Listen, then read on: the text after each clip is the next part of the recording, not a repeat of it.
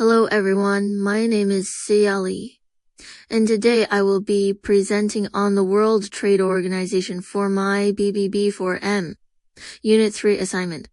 My presentation will cover the history, objectives, Canada's role, strengths, and weakness, and my final evaluation of whether the WTO, which is World Trade Organization, promotes economic progress. And here's my contents for today. I will start with an overview of the WTO and its member states, then look at its historical development and structure. After that, I will explain the core objectives, Canada's involvement and strength and weakness of the organization. Finally, I will give my evaluation and conclusion. So the World Trade Organization, or WTO, was founded on January 1st. In 1995, it replaced the General Agreement on Tariff and Trade known as GATT, which had been in place since 1947. The WTO is headquartered in Switzerland.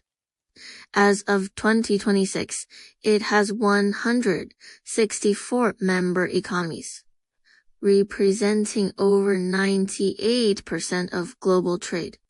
In short, the WTO is the main institution that sets the rules for international trade. And the WTO membership is truly global. Major members include Canada, the United States, Mexico, or 27 European Union countries, the United Kingdom, Switzerland, Norway, China, Japan, India, South Australia, Brazil, Argentina, South Africa, and so on. Canada has been a member since the WTO founding in 1995. Together, these members cover almost all world trade. And let's look at the history. In 1947, after World War II, countries created GATT to reduce tariff and avoid protectionist policies that has worsened the Great Depression.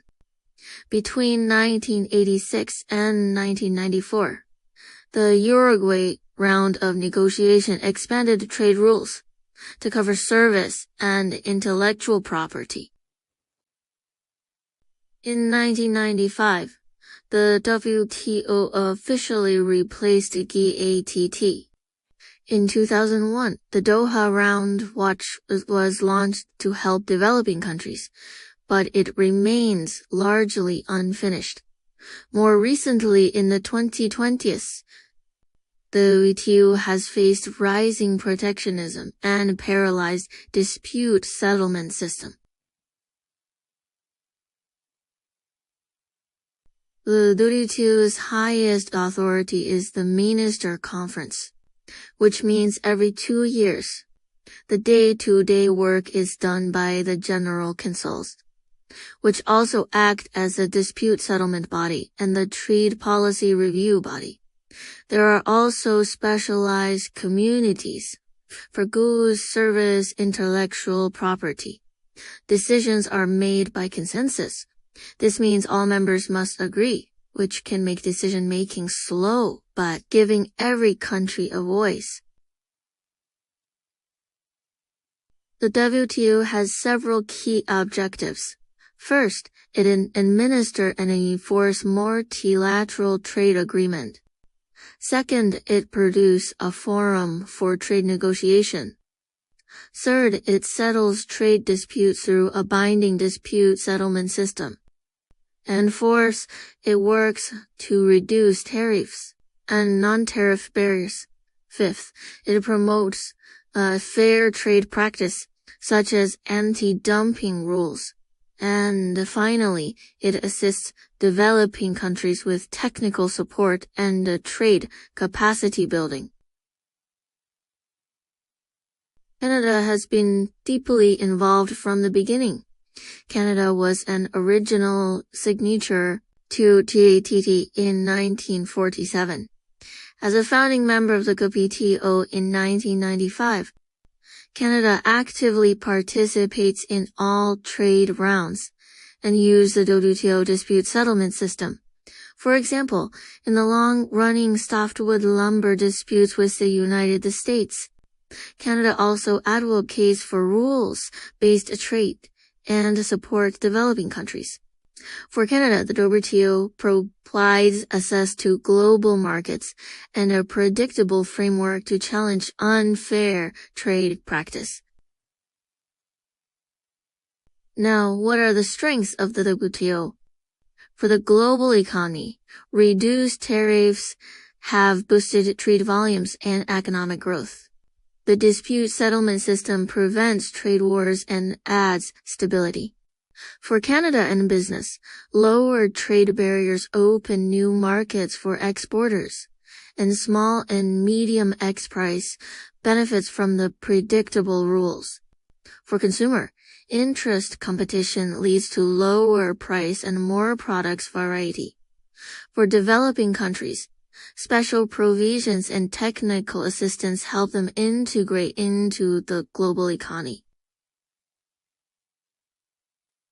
However, the WTO also has weakness. The decision-making by consensus is very slow, making reform difficult. The appellate body, which is the highest court for trade disputes, has been paralyzed since 2019 because the United States has blocked the appointment of the new judges. Critics also argue that the WTO prioritizes cooperate interests over labor rights and environmental protection. And for some stakeholders, domestic industries in the developed countries may face job loss from import competition. And for the developing country, often have less negotiating power than the major economies. Rising protectionism and bilateral trade deals are also undermining the multilateral system. So, does the WTO promote economic progress? My answer is mixed. The WTO has delivered major benefits, but its effectiveness is declining. On the positive side, the WTO has successfully reduced trade barriers and prevent major trade wars for decades. Its dispute settlement system, though now weakened, provided a stable framework. But on the negative side, political gridlock and power imbalance reduce its ability to address modern challenges like digital trade, climate change, and labor standards. So in my opinion, the benefits of a rules-based trading system still outweighed its drawbacks. However, the WTO needs significant reform to remain effective in the 21st centuries. To conclude, the WTO is the cornerstone of the global multilateral trading system. It has expanded trade, reduced poverty, and prevented trade wars. But it now faces serious challenges: a paralyzed dispute settlement system and rising protectionism. The future of the WTO depends on whether its members can agree on meaningful reform to modernize the institution. And these are websites that I used in this PowerPoint. Here are all my citations, and I have listed them in MLA format on this slide. And finally, thank you very much for your attention. I would be happy to answer any questions. And finally, for the link to my oral presentation video, I will post here later. Thank you again.